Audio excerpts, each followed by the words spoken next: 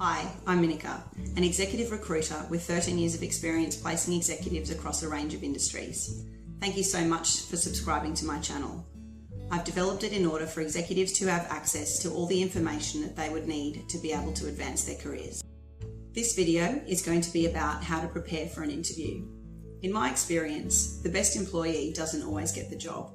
Sometimes it's the person who performs the best at an interview. Unfortunately, for a lot of executives who've been successful in their career, sometimes it can be several years between having each interview and their skills can be a little bit rusty. What I'm going to outline in this video is 5 simple steps on how to best prepare for an upcoming job interview. Step 1.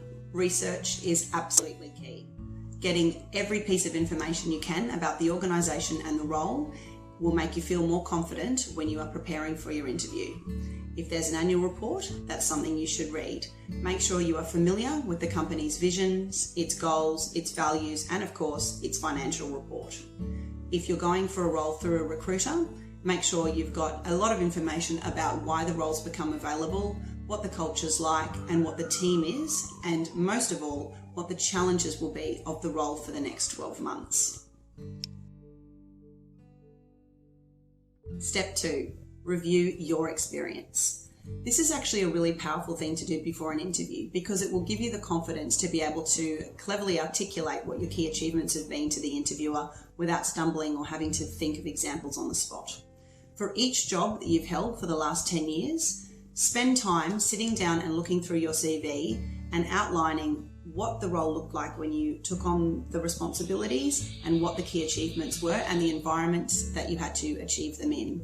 Being able to clearly articulate these and practicing in front of a mirror will ensure that when you are in the hot seat, those interview questions flow nice and smoothly.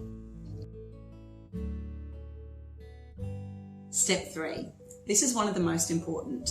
Undertake a SWOT analysis on your experience in relation to the job. As executives, I'm sure most of you have been able to do this on organisations that you've worked for in the years. Now's the time to turn that key eye onto yourself. Have a look at the job description and all of the information that you've been provided about what you'll need to deliver in the first 12 months of the role. Identify your strengths. Where have you done similar things in similar environments and be able to clearly articulate these?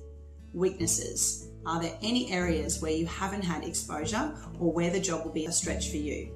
Be able to come up with sensible suggestions on how you're going to overcome these gaps. Opportunities. Are there any skills or experiences that you have that will be able to add value to the job over and above what the expectations are? And in terms of threats, it's always good to ask who you're up against in terms of the interviews. If you don't have that information, you're not able to prepare, but if you are aware of who else is being interviewed, you can clearly articulate where your skills may be superior to the people on the shortlist. Step 4.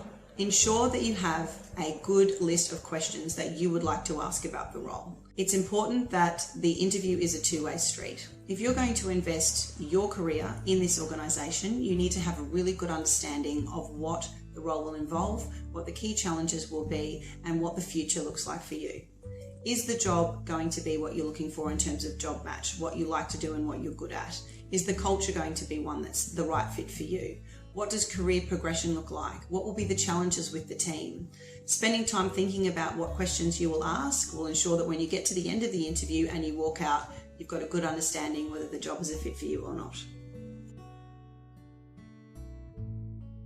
Step 5. Be prepared to express your interest in the role. At the end of the interview, if they've answered all of the questions that you have and you feel that you've been able to accurately describe your skills and experience in relation to the role, don't be afraid to actually tell the interviewer that this is a role that you're interested in and you're keen to progress to the next stage. Asking for the role is not inappropriate in these scenarios, and it actually gives the interviewer a clear understanding of whether or not the role's of interest to you. Thank you so much for watching this video. I hope it's been helpful in helping you to prepare for your interview. If you're after more career advice from me, please subscribe to my blog at www.careeradviceandcounselling.com. Thank you.